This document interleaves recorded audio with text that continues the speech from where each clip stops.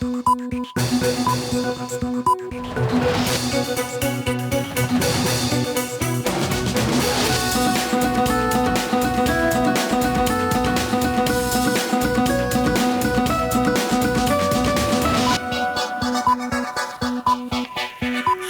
সবাইকে স্বাগত রাতের মাছরাঙা সংবাদের সঙ্গে আছি আমি ইতিশার নাসিম মম।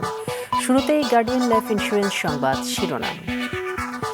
দেশে জবাবদিহিতা নিশ্চিত করতে চাইলে ভোটের অধিকার প্রতিষ্ঠা করতে হবে বলেছেন বিএনপির ভারপ্রাপ্ত চেয়ারম্যান তারেক রহমান। বিকেলে জাতীয় প্রেস ক্লাবে এক অনুষ্ঠানে তিনি আরও বলেন, দেশ যাতে চরমপন্থা ও মৌলবাদের অভয়ারণ্য না হয় সেটাও তার লক্ষ্য। এদিকে নির্বাচন কমিশনের সঙ্গে বৈঠক শেষে বিএনপি নেতারা বলেছেন, তাদের না জানিয়েই নির্বাচনী আইন সংশোধন করেছে কমিশন। দেশে তীব্র সার সংকটের আশঙ্কা দেখা দিয়েছে। এই মুহূর্তে মজুদ আছে বাৎসরিক চাহিদার মাত্র 4.5%, জানিয়েছে কৃষি সম্প্রসারণ অধিদপ্তর। মূলত সার কারখানাগুলোর উৎপাদন এবং বেসরকারি খাতে আমদানি কমায় এমন পরিস্থিতি তৈরি হয়েছে বলছেন বিশ্লেষকরা। ফলে চাহিদার তুলনায় যোগান কমেছে ডিলারদের, বাড়তি দামে সার কিনতে বাধ্য হচ্ছেন কৃষকরা। অবশেষে জামিন পেলেন 15ই আগস্টে ধানমন্ডি 32 নম্বরে ফুল দিতে গিয়ে গ্রেফতার রিকশা চালক আজিজুর রহমান। সকালে ঢাকার এক আদালত তাকে জামিন দেয়। এদিকে কিসের ভিত্তিতে তাকে গ্রেফতার করা হয়েছে ধানমন্ডি থানার ওসির কাছে সে ব্যাখ্যা চেয়েছে সরকার। গত 15ই আগস্ট ধানমন্ডি 32 নম্বরে ফুল দিতে গিয়ে হামলার শিকার ও গ্রেফতার হন আজিজুর। শুনছিলেন শিরোনাম, এবার বিস্তারিত। দেশ যেন চরমপন্থা ও মৌলবাদের অভয়ারণ্য হতে না পারে সেটাই বিএনপির প্রত্যাশা ও লক্ষ্য বলেছেন দলের ভারপ্রাপ্ত চেয়ারম্যান তারেক রহমান। অবাধ ও সুষ্ঠু নির্বাচনের জন্য সবাইকে ঐক্যবদ্ধ থাকার আহ্বান জানান তিনি। হাসনাইন তানভীরের রিপোর্ট। জাতীয় কবিতা পরিষদের উদ্যোগে গণতন্ত্র উত্তরণে কবি সাহিত্যিকদের ভূমিকা ও করণীয় শীর্ষক এই মতবিনিময় সভার আয়োজন করা হয় জাতীয় প্রেস ক্লাবে। সভায় দেশ পুনর্গঠনে বিভিন্ন পরামর্শ তুলে ধরার পাশাপাশি 11 দফা দাবি তুলে ধরেন। ফ্যাসিবাদী রাষ্ট্র কাঠামো ভেঙে গণতান্ত্রিক প্রতিষ্ঠানগুলোর পুনর্গঠন ও আইনের শাসন নিশ্চিত করা। এতে বিএনপির স্থায়ী কমিটির সদস্য সালাউদ্দিন আহমেদ বলেন, কবিতা পরিষদের দাবি বিএনপি ভবিষ্যতে ক্ষমতায় গেলে বাস্তবায়ন করবে। পতিত স্বৈরাচার শেখ হাসিনার পক্ষে যারা কলম ধরেছিল তাদের বিরুদ্ধে সোচ্চার হতে কবিতা পরিষদের প্রতি আহ্বানও জানান তিনি। যে সমস্ত কলমজীবীরা শেখ হাসিনাকে সার্ভিস দিয়েছে, স্বৈরাচারকে সার্ভিস দিয়েছে, তারা গণহত্যার সময় তাদের কলম বন্ধ হয়ে গেছিল, কালি বন্ধ হয়ে গেছিল। তারা যখন মানুষের উপরে গুম হত্যা এই সমস্ত হয়েছে তখন তাদের কবিতা আর বেরোয়নি। সেই রকম একটি শ্রেণী বাংলাদেশে পয়দা হয়েছিল। তাদের বিরুদ্ধে আপনারা ওই আগ্নেয়গিরির লাভাটা পয়দা করবেন আর জনগণের উদ্দেশ্যে ফুলের সৌরভ দেবেন। প্রধান অতিথি হিসেবে ভার্চুয়ালি যুক্ত হয়ে বিএনপির ভারপ্রাপ্ত চেয়ারম্যান তারেক রহমান বলেন, মুক্তিযুদ্ধের সময় কবিতা ছিল মুক্তিযোদ্ধাদের প্রেরণা। বলেন, পতিত পলাতক স্বৈরাচার পুনর্জাগরণ প্রতিহত করতে তারা প্রতিজ্ঞাবদ্ধ। কিছুদিন আগে বিতাড়িত করেছে সেই স্বৈরাচারের পুনর্জাগরণ প্রতিহত করতে আমরা প্রতিজ্ঞাবদ্ধ আপনাদেরই মতো, যে এই দেশকে কোনো চরমপন্থা বা মৌলবাদের অভয়ারণ্য যেন কোনোদিন পরিণত হতে না পারে সেটিও কিন্তু আমাদের প্রত্যাশা, সেটিও আমাদের লক্ষ্য। বিএনপির ভারপ্রাপ্ত চেয়ারম্যান আরও বলেন, দেশের জবাবদিহিতা নিশ্চিত করতে চাইলে ভোটাধিকার নিশ্চিত করতে হবে। এদেশের মালিকানার একমাত্র দাবিদার এই দেশের সকল নাগরিক। এই সত্যটাকে যদি আমরা প্রতিষ্ঠিত করতে চাই তাহলে মানুষের ভোটাধিকারের প্রশ্নে গণতন্ত্র প্রতিষ্ঠার জন্য বাক স্বাধীনতার পক্ষে একটা অবাধ নির্বাচনের পক্ষে আমাদের সকলকে ঐক্যবদ্ধ হতে হবে। অর্থাৎ একটি অ্যাকাউন্টেবল অবস্থা দেশে তৈরি করা একান্তই প্রয়োজন। দেশে অবাধ সুষ্ঠু নির্বাচনের জন্য সবাইকে ঐক্যবদ্ধ থাকার আহ্বানও জানান তারেক রহমান। হাসনাইন তানভীর, মাছরাঙা সংবাদ, ঢাকা। বিএনপিকে না জানিয়েই নির্বাচন কমিশন গণপ্রতিনিধিত্ব আদেশ সংশোধন করেছে বলে অভিযোগ করেছেন দলটির স্থায়ী কমিটির সদস্য নজরুল ইসলাম খান। না ভোটের বিধান বিএনপির দাবির ভিত্তিতে হয়নি বলেও জানান তিনি। আগামী সংসদ নির্বাচন আয়োজনে নির্বাচন কমিশনের প্রস্তুতি, আইন শৃঙ্খলা পরিস্থিতি, নির্বাচনী আইন ও বিধিবিধান সংস্কার সম্পর্কে জানতে বিএনপির স্থায়ী কমিটির সদস্য নজরুল ইসলাম খানের নেতৃত্বে 3 সদস্যের প্রতিনিধি দল বিকেলে আগারগাঁওয়ে নির্বাচন ভবনে যায়। বৈঠক শেষে জানায় আইনশৃঙ্খলা পরিস্থিতি নিয়ে দল এবং কমিশন সবার মাঝেই শঙ্কা রয়েছে। তাদের কিছুটা এখনো কনসার্ন আইন শৃঙ্খলা বিষয়ে, তবে তারা মনে করেন এবং আমরাও মনে করি যে দেশে এখন পুলিশের যে ভূমিকা, সেই ভূমিকা অপেক্ষাকৃত দুর্বল হয়েছে। এটা আমরা সবাই জানি কেন হয়েছে। সেনাবাহিনী এখন আইন শৃঙ্খলা রক্ষার কাজে সহযোগিতা করছে। আর নির্বাচনের সময়ে যদি প্রয়োজন হয় তারা আরও বেশি সংখ্যক সেনা সদস্য মোতায়েনের ব্যাপারে তারা অনুরোধ করবেন। এনাই খান জানান, সংসদীয় আসনের সীমানা পুনর্নির্ধারণ কিসের ভিত্তিতে করা হচ্ছে তা জানতে চেয়েছেন তারা। আগামী নির্বাচনে না ভোট প্রবর্তনের ব্যাপারে তাদের দলের কোনো প্রস্তাব ছিল না। এমনকি গণপ্রতিনিধিত্ব আদেশে যেসব সংস্কার প্রস্তাব এসেছে তা নিয়েও বিএনপিকে কিছু জানায়নি নির্বাচন কমিশন। আর পিওর নতুন কোনো পরিবর্তনের কোনো কিছু হলে তো ওনারা আমাদেরকে জানালে আমরা আমাদের মতামত দেই। সবাই দেয় মতামত এবং সব মতামতগুলি বিবেচনা করে তারা আর একটা ড্রাফট করে এবং সেটা ল মিনিস্ট্রির ভেটিং হয়, তারপরে মন্ত্রিসভায় যায়, এখন উপদেষ্টা পরিষদের সভায় সিদ্ধান্ত হয়। বিগত আন্দোলনের শরিক দলগুলোর সাথে নির্বাচনী জোট কিংবা আসন ভাগাভাগি নিয়ে তাড়াহুড়ো না করে তফসিল ঘোষণার পর সিদ্ধান্ত হবে বলে জানান এনাই খান। এখনই এটা নিয়ে আলোচনার কোনো অবকাশ নাই। নিয়াজ মোর্শেদ, মাছরাঙা সংবাদ, ঢাকা। সব রাজনৈতিক দল গণপরিষদ নির্বাচনের ব্যাপারে একমত হলে বিষয়টি বিবেচনা করা হবে বলে জানিয়েছেন পরিবেশ ও বন উপদেষ্টা সৈয়দা রিজওয়ানা হাসান। দুপুরে সচিবালয়ে সাংবাদিকদের তিনি বলেন, ফেব্রুয়ারিতে নির্বাচন হবে না, এটি একটি রাজনৈতিক দলের বক্তব্য। সরকার কারো কথায় প্রভাবিত হয়ে কাজ করে না, যথাসময়েই ভোট হবে। সিলেটে পাথর লুটের ব্যাপারে এক প্রশ্নের জবাবে তিনি বলেন, এ ঘটনার সাথে স্থানীয় প্রশাসনের যোগসাজশ ছিল অথবা তারা নীরব ছিল, তাই তাদের বিরুদ্ধেও ব্যবস্থা নেওয়া হবে। প্রধান উপদেষ্টা মহোদয় নিজে ক্লিয়ার করেছেন, এরপরে বিভিন্ন রাজনৈতিক দলের তাদের নিজস্ব হিসাব নিকাশ আছে, তাদের নিজস্ব রাজনীতি আছে। এইটার সাথে তো সরকারের অবস্থান বদলের কোনো সম্পর্ক নাই। সরকার বলেছে ফেব্রুয়ারিতে নির্বাচন হবে, সরকার সেই মোতাবেক নির্বাচন কমিশনকে প্রস্তুতি নিতে বলেছে, এটাই হচ্ছে সরকারের অবস্থান। বাৎসরিক চাহিদার মাত্র 4.5% মতো সারের মজুদ আছে দেশে। বিশ্লেষকরা বলছেন, দেশীয় সার কারখানাগুলোতে উৎপাদন কমে যাওয়া আর বেসরকারি খাতে আমদানি কমায় এমন পরিস্থিতি তৈরি হয়েছে। নাজমুল হোসেনের ছবিতে রঞ্জিবুল মিজানের রিপোর্ট। শুরু হয়েছে আমনের চারা রোপণ। সারা দেশের মতো ব্যস্ত সময় পার করছেন ঢাকার পাশের জেলা মানিকগঞ্জের কৃষকরাও। কৃষি বিভাগের হিসেবে চলতি মৌসুমে এবার জেলায় 13,200 হেক্টর জমিতে আমন আবাদের লক্ষ্য ঠিক করা হয়েছে। গেল বছর যা ছিল 12,000 হেক্টরের কিছু বেশি।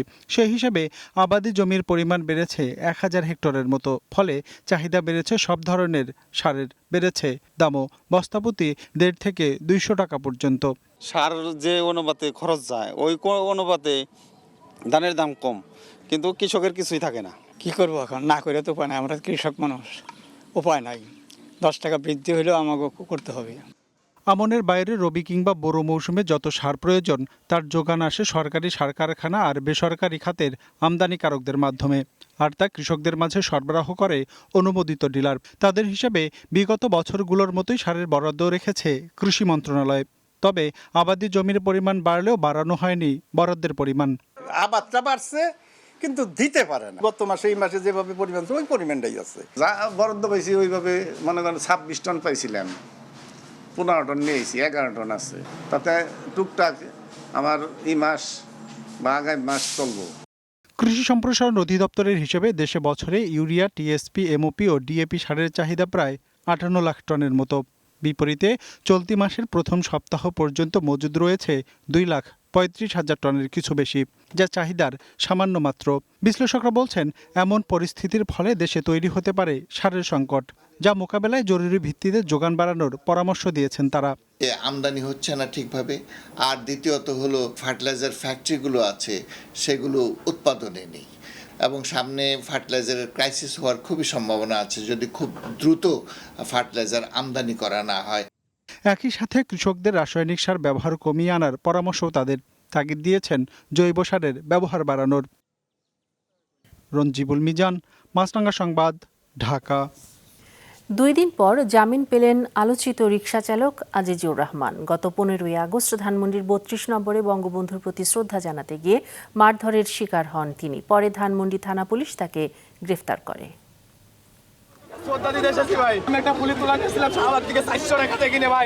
গত 15ই আগস্ট বঙ্গবন্ধু শেখ মুজিবুর রহমানের মৃত্যুবার্ষিকী উপলক্ষে ধানমন্ডির 32 নম্বরে শ্রদ্ধা জানাতে গিয়ে হেনস্থার শিকার হন রিকশা চালক আজিজুর রহমান। পরে তাকে তুলে দেওয়া হয় ধানমন্ডি থানা পুলিশের হাতে। আজিজুরকে মারধরের ছবি মুহূর্তেই ছড়িয়ে পড়ে সামাজিক যোগাযোগ মাধ্যমে। তার পক্ষে বিপক্ষে নানা আলোচনা সমালোচনার মধ্যেই 2024 জুলাই আগস্ট আন্দোলন নিয়ে করা একটি হত্যা চেষ্টা মামলায় আজিজুরকে গ্রেফতার দেখায় পুলিশ। সেই মামলায় গতকাল জামিন আবেদন নাকচ করে তাকে কারাগারে পাঠায় আদালত। তদন্ত কর্মকর্তা ধানমন্ডি থানার উপপরিদর্শক মোহাম্মদ তৌহিদুর রহমানের আবেদনে এই সিদ্ধান্ত নেয় আদালত। তবে ডিএমপি বলছে রিকশা চালক আজিজুরকে হত্যা চেষ্টার মামলায় আসামি করা হয়নি। ধানমন্ডি থানায় এপ্রিল মাসে হওয়া একটি মামলায় সন্দেহভাজন আসামি হিসেবে তাকে আদালতে পাঠানো হয়েছে। আজ ঢাকা মহানগর পুলিশের মিডিয়া অ্যান্ড পাবলিক রিলেশনস বিভাগের উপকমিশনার মোহাম্মদ তালিবুর রহমান এক প্রেস বিজ্ঞপ্তিতে এই তথ্য নিশ্চিত করেন। গ্রেফতারের 2 দিন পর আজ ঢাকার চিফ মেট্রোপলিটন ম্যাজিস্ট্রেট আদালত আজিজুরের জামিন মঞ্জুর করেছেন। এর আগে সকালে তাকে আদালতে তোলার সময় আদালত প্রাঙ্গণে জড়ো হন বেশ কয়েকজন রিকশা চালক। এ সময় নানাভাবে আজিজুরকে সাহস দেন তারা।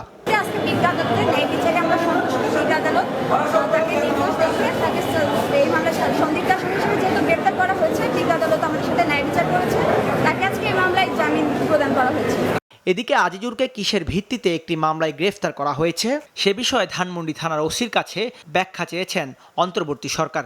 একই সঙ্গে ওই পুলিশ কর্মকর্তার সাম্প্রতিক কর্মকাণ্ড ও বক্তব্যে কোনো অসঙ্গতি রয়েছে কিনা তা খতিয়ে দেখার ব্যবস্থা নিয়েছে ডিএমপি। বিকেলে সরকার এক বিবৃতিতে এ তথ্য জানিয়েছে।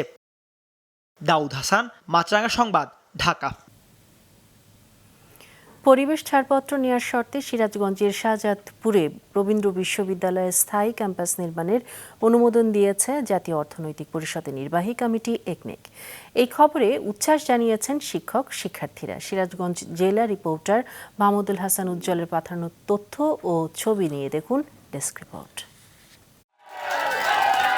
একনেকের সভায় সিরাজগঞ্জের রবীন্দ্র বিশ্ববিদ্যালয়ের স্থায়ী ক্যাম্পাস নির্মাণের অনুমতির সংবাদে উচ্ছ্বসিত শিক্ষার্থীরা। রবীন্দ্র বিশ্ববিদ্যালয় স্থায়ী ক্যাম্পাস পেয়েছে, এটি আমাদের জন্য আনন্দের। এখানে আমরা আজকে এই অর্জনটা পেয়েছি, আমাদের বলার কোনো ভাষা নেই যে আমরা কতটা খুশি, কতটা আপ্লুত আমরা এই বিষয়টাতে। শিক্ষার্থীদের যৌক্তিক আন্দোলন কখনো থেমে যায় না, যেমন হারেনি 52, যেমন হারেনি 71, যেমন হারেনি 24-এ। বিশ্ববিদ্যালয়ের স্থায়ী ক্যাম্পাসের দাবিতে গত 26 জুলাই থেকে ক্লাস বর্জন, রেল ও সড়ক অবরোধ সহ নানা কর্মসূচি পালন করছিলেন আন্দোলনকারী শিক্ষক ও শিক্ষার্থীরা। এরই ধারাবাহিকতায় গতকাল থেকে গণ অনশন শুরু করেন তারা। দুপুরে একনেকের অনুমোদনের সংবাদের পর অনশন কর্মসূচি প্রত্যাহার করেন তারা। 24 দিন ধরে যে আন্দোলন, সেই আন্দোলনে যারা অংশগ্রহণ করেছে এই বিশ্ববিদ্যালয়ের প্রত্যেকটি শিক্ষক, শিক্ষার্থী, কর্মকর্তা, কর্মচারী, তাদের এটি অবদান। 8 বার পরিবর্তন করে যেই ডিপিপিতে আমরা সরকারের কাছে স্থায়ী ক্যাম্পাসের জন্য উপস্থাপন করেছিলেন, সরকার এটি অনুমোদন দিয়েছে। এই অনুমোদনের মাধ্যমে শিক্ষার্থীরা নতুন জীবন ফিরে পেয়েছে। আমাদের শিক্ষার্থী, কর্মকর্তা, কর্মচারী সকলেই একটা নতুন জীবনের অনুভূতি তারা লাভ করছে। রবীন্দ্র বিশ্ববিদ্যালয় অবকাঠামো নির্মাণের খরচ ধরা হয়েছে 519 কোটি টাকা। প্রকল্পের মেয়াদ শেষ হবে 2029 সালের এপ্রিল মাসে। সিরাজগঞ্জের শাহজাদপুরের বুড়ি পোতাজিয়ায় 100 একর জমিতে নতুন বিশ্ববিদ্যালয় ক্যাম্পাস নির্মাণের পরিকল্পনা করা হয়েছে। তবে এ নিয়ে পরিবেশবাদী বিভিন্ন সংগঠনের আপত্তি আছে। মাছরাঙা নিউজ ডেস্ক। স্মারকলিপি দেওয়ার সময় সাংবাদিকদের রাজধানীর দিয়াবাড়ির মাইলস্টোন স্কুল অ্যান্ড কলেজে ঢুকতে না দেয়ায় নিরাপত্তা কর্মীদের সঙ্গে হাতাহাতি হয়েছে কয়েকজন অভিভাবকের। বিমান দুর্ঘটনায় হতাহতদের ক্ষতিপূরণ, বিচার সহ কয়েকটি দাবিতে অধ্যক্ষের কাছে স্মারকলিপি জমা দিতে না পেরে ক্ষোভ জানান তারা। মাহমুদ কমলের রিপোর্ট। বেলা তখন 12:30টার বেশি। Milestone school and college Diabari শাখায় বিমান বিধ্বস্তের ঘটনার সঠিক বিচার সহ বিভিন্ন দাবিতে স্মারকলিপি দিতে যান কয়েকজন ভুক্তভোগী অভিভাবক। কিন্তু স্কুল কম্পাউন্ডে সাংবাদিকদের ঢোকার অনুমতি না দেয়ায় মূল ফটকে নিরাপত্তা কর্মীদের সঙ্গে শুরু হয় তাদের ধস্তাধস্তি।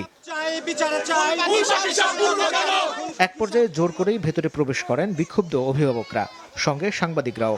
অধ্যক্ষের কাছে স্মারকলিপি দিতে বৈঠক রুমে প্রায় 30 মিনিট অপেক্ষা। এই অভিভাবকদের বেশ কয়েকজন ওই দুর্ঘটনায় হারিয়েছেন সন্তান। তারা চাচ্ছিলেন অধ্যক্ষ নিজে এসে স্মারকলিপি গ্রহণ করবেন। অন্যদিকে অধ্যক্ষ ক্যামেরার সামনে আসতে চাচ্ছিলেন না, ফলে ধীরে ধীরে পরিস্থিতি আরো উত্তপ্ত হয়ে ওঠে। আমাদের বাচ্চা ছাই হয়ে গেছে, এখনো 1 মাস হয় নাই, ফেসবুকে লেখে আমরা এতদিন ধরে কিভাবে কান্না ধরে রাখি টাকার জন্য নাকি, এইগুলোর জবাব চাইতে আজকে আমাদেরকে নিয়ে মিথ্যা অপপ্রচার করা হয়েছে, আর সেগুলো আপনার প্রতিষ্ঠানেরই কিছু টিচার করেছে। তো এটার অ্যানসার কি আপনি দিবেন না স্যার দিবে? এক পর্যায়ে অধ্যক্ষ ছাড়া স্মারকলিপি না দেওয়ার সিদ্ধান্ত নেন বিক্ষুব্ধরা। তুলে ধরেন তাদের দাবি ও ক্ষোভের কারণ। সেদিনের ডায়েরি আমি পেয়েছি, আমার ছেলে সেদিন ডায়েরি সবগুলো কমপ্লিট করছে, ক্লাস করেছে। তাহলে আমার ছেলে মারা গেল কেন? অবশ্যই কোচিং এর কারণে ছিল, আমার ছেলে কোচিং করতো। এটা ওনারা মিথ্যাচার করেছে। উনি নুনবি স্যার আমাদের এখানে যেদিন ডেকেছিল, সেদিন ওনার প্রথম কথা ছিল কোচিং এর কথা বলা যাবে না প্রধান উপদেষ্টার কাছে। পি টেস্টে অল সাবজেক্টে ফেল করাইছে রাশেদ খান মেনন। অল সাবজেক্টে ফেল করানোর পরে 15 দিন পরে টেস্ট পরীক্ষায় আমার ছেলে অল সাবজেক্টে পাশ করে। অতিরিক্ত অর্থের মাধ্যমে বাচ্চাদের পরীক্ষা দেওয়ায় পাশ করে, এরকম অনেক রেকর্ড আছে তার বিরুদ্ধে। ক্যাম্পাস থেকে ফেরার সময় দেখা যায় হৃদয় বিদারক দৃশ্য। ছেলের সহপাঠীদের দেখে তাদের জড়িয়ে ধরে কান্নায় ভেঙে পড়েন বিমান বিধ্বস্তের ঘটনায় নিহত তানভীরের বাবা। যারা আছো সবাই একটু আমার বাসায় যাবো, আমি তোমাদের সবাইকে একটু দেখবো। এখন আমার ছেলে আর নাই, আমি ওদের দেখে আমি আর ধরে রাখতে পারতেছি না। আজকে ওদের সাথেই তো আমার ছেলে ক্লাস করতো। মাহমুদ কমল, মাছরাঙা সংবাদ, ঢাকা। এবার আন্তর্জাতিক প্রসঙ্গ। পাকিস্তানের উত্তর পশ্চিমাঞ্চলে ভারী বৃষ্টিতে সৃষ্ট বন্যা ও ভূমিধসে মৃতের সংখ্যা বেড়ে 351-তে দাঁড়িয়েছে। এর মধ্যে খাইবার পাখতুনখাওয়া প্রদেশেই 324 জন। ধ্বংসস্তূপের ভেতর থেকে মরদেহ উদ্ধারে প্রায় 2000 উদ্ধারকর্মী কাজ করছেন। 9টি ক্ষতিগ্রস্ত জেলায় শুরু হয়েছে ত্রাণ কার্যক্রম। বৃষ্টিপাতের কারণে উদ্ধার কাজ ব্যাহত হচ্ছে। বুনের বাজর, সোয়াত, বাট্রাগ্রাম সহ গুরুতর ক্ষতিগ্রস্ত পাহাড়ি জেলাগুলোতে দুর্যোগ প্রবণ এলাকা ঘোষণা করেছে প্রাদেশিক সরকার। দেশটির উত্তর পশ্চিমাঞ্চলে ভারী বৃষ্টির সতর্কতা জারি করেছে আবহাওয়া অধিদপ্তর।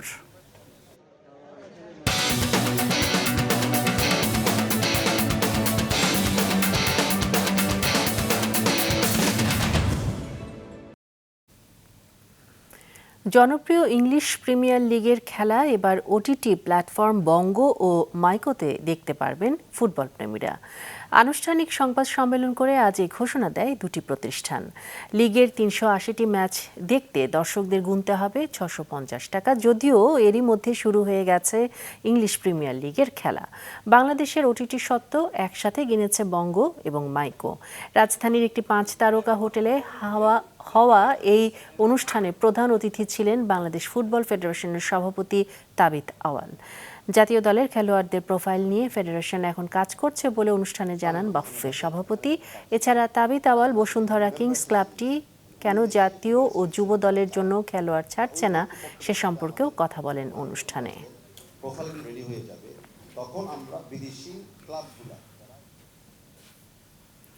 শেষ করছি রাতের সংবাদ। যাবার আগে গার্ডিয়ান লাইফ ইন্স্যুরেন্স সংবাদ শিরোনামগুলো আরও একবার। জবাবদিহি নিশ্চিত করতে ভোটের অধিকার প্রতিষ্ঠা জরুরি বলেছেন তারেক রহমান। দেশ যেন চরমপন্থা ও মৌলবাদের অভয়ারণ্য না হয় সেটাও লক্ষ্য। দেশে তীব্র সার সংকটের আশঙ্কা, মজুদ আছে বাৎসরিক চাহিদার মাত্র 4.5% জানিয়েছে কৃষি সম্প্রসারণ অধিদপ্তর। বাড়তি দামে সার কিনতে হচ্ছে কৃষকদের। এবং জামিন পেলেন 15 আগস্টে ধানমন্ডি 32-এ ফুল দিতে গিয়ে গ্রেফতার রিকশা চালক। কিসের ভিত্তিতে গ্রেফতার, ওসির কাছে সে ব্যাখ্যা চাইল সরকার। এই ছিল এখনকার মতো। ফেসবুকে আপডেট পেতে ভিজিট করুন মাছরাঙা টেলিভিশনের পেজে। ইউটিউব চ্যানেলেও দেখতে পারেন আমাদের সংবাদ, প্রতিবেদন এবং অনুষ্ঠান। দর্শক, করোনার সংক্রমণ ফের শুরু হয়েছে এবং তা বাড়ছে। এ থেকে সুরক্ষিত থাকতে ব্যবহার করুন ফেস মাস্ক। এতক্ষণ সঙ্গে থাকার জন্য ধন্যবাদ।